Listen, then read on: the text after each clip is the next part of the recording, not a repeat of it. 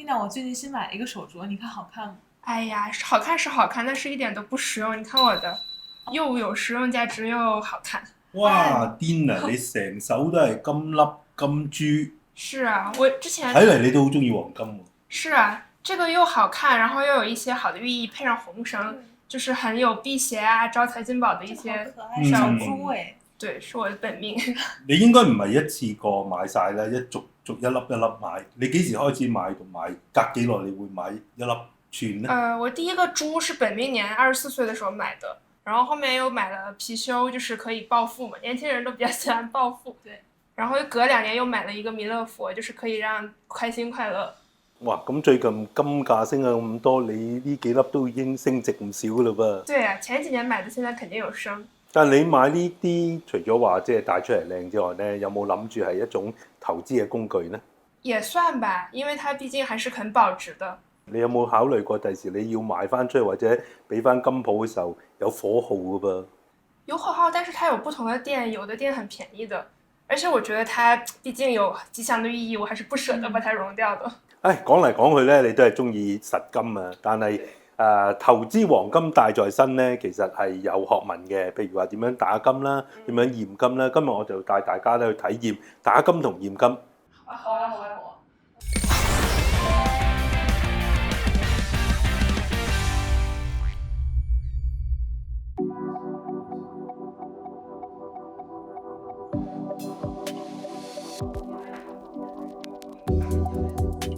这个还蛮精致的耶。对，这个是锡杯，是日本喝清酒用的。这个应该是金箔贴片的锡碟。对啊，好好看啊，好漂亮啊！这个好像是金色的，有种祥云的感觉。对，这边还有首饰，这边应该可以拿吧？应该可以。那咱们要不试一下？女孩子都喜欢戒指。这上面还有很多钻，真的是很精致。是耶，我觉得这个最好看。这个还蛮特别的耶。对，会不会戴一下？还蛮好看。Alex 啊，嗱，今日我哋咧要用呢一個嘅純金咧嚟去打造一隻戒指，睇唔睇得出呢一條係咪純金咧？照咁睇又唔係話好特別睇得出喎，即係你話摸嘅話，我哋就摸過嘅，因為我哋公司嘅實物黃金 ETF 就喺機場啦，咁所以咧我就每年都會去摸下啲實金嘅。哇，咁開心啊！咁但係真係你話，因為佢哋都係有即係認可嘅供應商啦，同埋都有一啲證書啦，咁啊唔會特別話係要去驗啊溶咗佢哋嘅。咁所以你話真係溶咗佢，我哋又未試過喎。一陣間你就會試下溶咗佢戴一隻戒指㗎啦。好啊。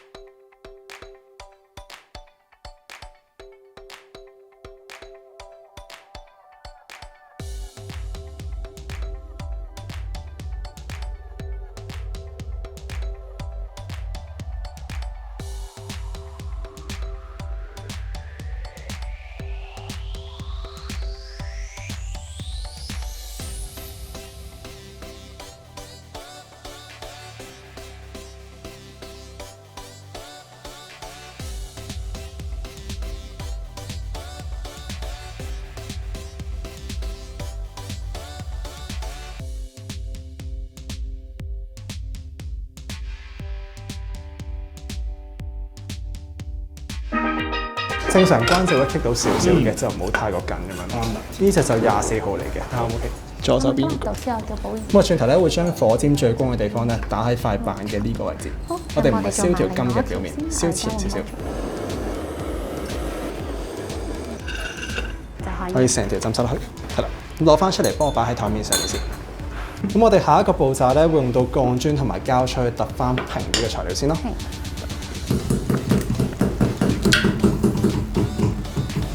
而家材料係預長咗俾你哋兩位做隻戒指，咁我哋下一步咧會度翻我哋正式做過圈要需要機場嘅圓周啦，撳住側邊同埋呢個中間位向右手邊拉過去，記得用之前咧 set 翻 zero 先啦。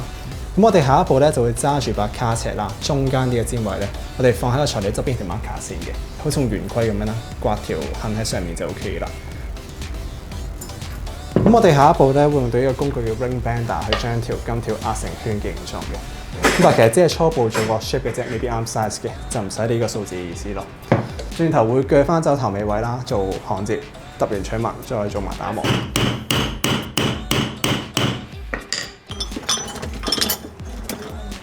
隻手揸翻上面呢 part，就唔好揸下面咁做。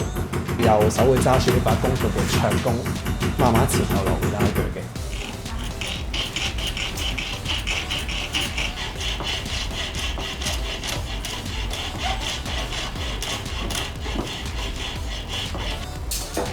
我哋打洞咁樣夾穩陣多啲，左右兩邊都夾穩之後咧，就幫我前後俾你一推拉咧，咬翻直佢就 OK 嘅啦。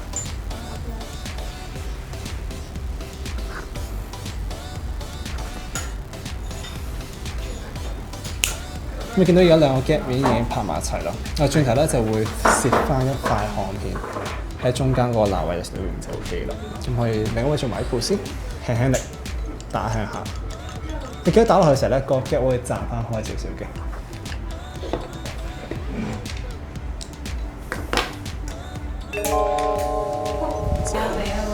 見咗嚿金。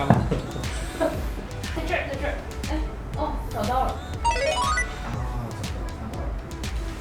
咁見到水裡面加咗啲結晶體咧，叫做明礬，係啲弱酸性 chemical 嚟嘅。轉頭咧會用火槍去煲滾兜水咧，就可以揦乾淨水裡面嘅點樣出嚟咯。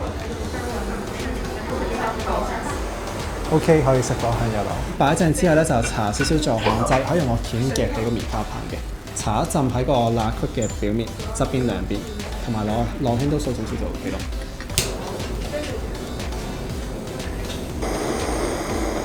咁下一步我哋要揼翻靚個圈嘅 shape 啦，會揼翻平個表面先嘅。咁擺掣喺鋼磚中間之後咧，用翻膠水輕力少少咧揼呢個位置，揸水都係揸翻長尾，用翻手發力。咁揼到點樣先為之 OK 咧？你見到燈光照落去咧，佢啲紋係粒紋同埋粒紋貼埋晒一齊嘅，就唔好留啲窿罅位喺度咯。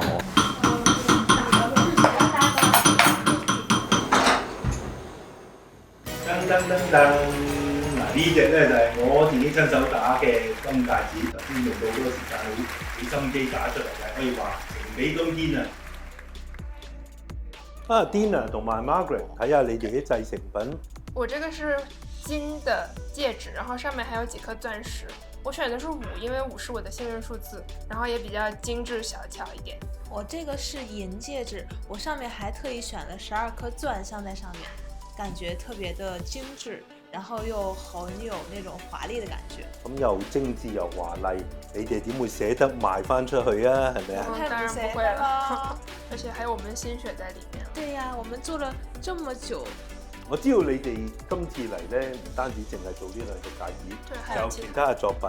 這是我們親手打造的項鏈吊墜，我們剛才展示了戒指，這是我們的另外一個成品。真的是我們的心血，我們用了1下午的時間親手打磨的。對，一點一點敲打，才打造出這麼圓潤光滑的一個吊墜。對，很有成就感。對，我哋 Philip Girls 咧頭先就猛話投資黃金戴在身咧，就非常之好嘅一種投資方法，又可以穿金戴銀。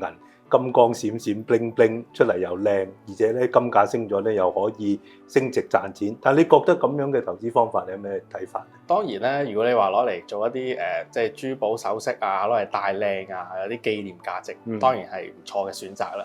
咁但係如果你話攞嚟做一個投資咧，反而呢一方面咧未必係一個咁理想嘅工具啦。因為當中其實做一啲可能市面上見到好多鋪頭都會有話免手工費啊咁樣等等，但係其實咧當中都涉及一啲叫做買賣嘅差價啦。咁可以去到超過30%嘅。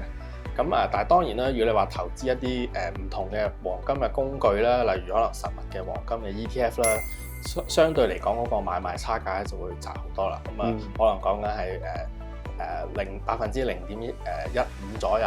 咁對投資嚟講，一個買賣啊嘅操作咧，當然會係比較理想一啲。我知道你哋都有隻黃金嘅 ETF 啦。你哋嗰啲金又儲喺邊嘅咧？咁我哋惠理集團咧就有一隻價值黃金 ETF 3081啦。咁當中咧嗰個ETF 嘅底層資產就係一啲實物嘅黃金啦。所儲存嘅地方就係香港嘅國際機場啦。咁佢係由一個即係機管局去睇住啦。咁啊即係其實即係背後係香港嘅政府啦。咁所以對一般嚟講咧都係有一個幾好嘅保障。ETF 咧就可以實物去申購同埋贖回噶嘛。咁你哋有冇試過有啲人拎啲金嚟俾你去申購 ETF？ 咁如果即係真係有收到金嘅時候，你哋喺驗金方面有冇啲專人去處理咧？我哋嘅 ETF 咧係即係全香港唯一一隻係可以接受實物嘅申購啦，同埋贖回嘅。咁我哋就會有一個即係專業嘅認可嘅一啲機構啦，咁亦都會提供一啲嘅證書啦，確保裏邊一啲實物黃金係真係符合一個標準啦。咁另外咧，如果係投資者亦都可以選擇持有一啲ETF 嘅一個單位啦，咁可以用呢啲 ETF 嘅單位咧去做一個提取實物黃金嘅一個作用嘅。可唔可以比較一下投資黃金 ETF 同埋其他譬如話期貨黃金嘅期貨啦、金礦股啦，個基本嘅分別有啲咩分別？咁如果你話黃金嘅期貨咧，當然個入場門檻比較高啦，咁同埋通常有時都會涉及一啲叫做槓桿啦，咁亦都唔建議一般即係投資者未接觸過嘅就係去做一啲相對較高風險嘅操作嘅。咁相對嚟講，你話實物黃金 ETF 咧，裏邊佢嗰個追蹤嘅都係一啲實物嘅黃金啦，佢都係非常之貼近黃金嘅價格啦。儲存嘅方面咧，除咗一個即係比較少嘅管理費之外咧，當中亦都冇一啲好似儲存實金嘅一啲保險啊、手工費啊等等一啲嘅風險啦。咁會係一個唔錯嘅一個投資工具，亦都係方便可以做一啲分注嘅一個部署。係啊，而家啲銀行保險商咧非常難求啊，有陣時排10年都排唔到，而且俾你咧嗰個保險箱仔就好細，你買得金多咧根本就唔夠劑。咁咧就不如我哋傾下黃金嘅走勢啊！今年以嚟咧金價都強勢嘅，我哋知道影響金價咧有好多嘅因素啦，包括通脹啦、美國嘅利率政策啦，仲有美元強弱啦，同埋啲地緣政治因素啦、資金流向啦。你覺得而家影響黃金最大影響嘅因素會係邊啲因素？其實而家主要影響黃金嘅因素咧，都係一個即係預期嘅美國會減息嘅情況啦。另外就係一個即係最近幾明顯嘅一個就係地緣政治嘅一個緊張局勢嘅問題啦。咁另外咧，亦都有一個因素咧，就係講緊一啲需求啦。最近呢幾年啦，或者特別甚至係呢一季咧，亦都係創咗歷史新高，喺央行去購買啲黃金作為一個儲備嘅情況。咁當中亦都係牽涉有少少一啲即係地緣政治啊，或者係國際一啲角力嘅情況啦，都有一啲客戶啦同我哋講話，即係佢哋都係同一個情況，就係擔心一啲即係地緣政治相關嘅風險啦。咁喺呢一方面咧，即使可能係講緊美國推遲咗減息，甚至比起預期之中冇話減得咁多次啦，咁但係仍然個金價都係不停咁上升咧。可以睇得到，即係除咗一啲減息嘅情況受影響之外咧，都會係一啲可能係地緣政治啊，或者甚至央行其實不斷去即係所謂不問價去買入呢個黃金咧，去令到黃金個金價有一定嘅支持。理論上多咗資金流入啲黃金 ETF， 咁啲黃金 ETF 要增持黃金都會推高個金價啦。但我又發覺咧，最近咧全球嘅黃金 ETF 咧，其實係錄得資金淨流出嘅，連續第11個月流出。咁可唔可以解釋下點解會有資金流出，但係金價都照升咧？黃金去到始終叫做好不停推高個歷史高位咧，咁都有一啲獲利回吐嘅情況，獲利嘅情況啦。咁另外咧就即係我諗可能如果你話全球嚟睇咧，就會有個淨流出啦。但係如果接近一啲可能亞洲地區或者香港咧，其實我哋就算我哋自己公司嘅 ETF 咧，都係有一個好明顯嘅即係由2024年至今咧係一個明顯嘅淨流入嘅情況。我哋見到過去其實1年有多咧，買得最積極就我哋中國人民銀行呢個央行嘅增持。咁你睇背後係咩原因推動中國去大手吸納黃金啊？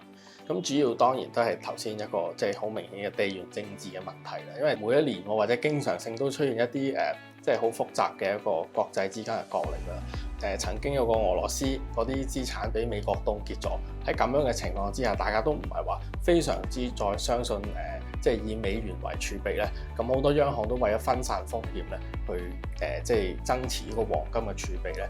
啲央行都買定多啲黃金嚟看門口啊！係啊，咁如果總結翻，即係而家似乎影響黃金嘅基本因素咧，都係利好居多喎。譬如話美國減息，咁都係爭遲早啫，即係同埋嗰個幅度又係即係爭多同少啦。但係都肯定下一次嘅變動利率就係減就唔係加啦。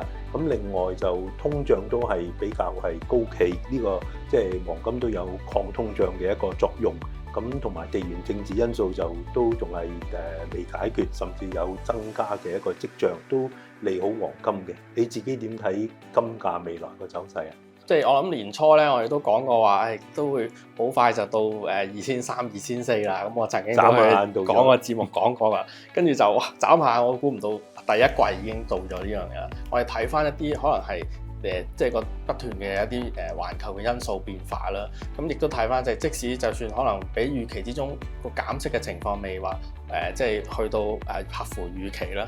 咁另外講緊都係一個地緣政治啦，同埋如果央行不斷買金咧，其實一路都繼續喺一個供應不變嘅情況之下，需求一路上升咧，都會繼續推高個金價啦。咁所以其實你話我哋今年內咧最少都起碼覺得即係有2500蚊啦，去到甚至更樂觀嘅去到3000蚊都有。我知道你哋嗰隻黃金 ETF 咧有唔同嘅交易櫃台嘅，有港幣啦、人民幣啦同埋美元，設計唔同嘅交易貨幣嘅櫃台，其實背後嘅目的係有咩目的？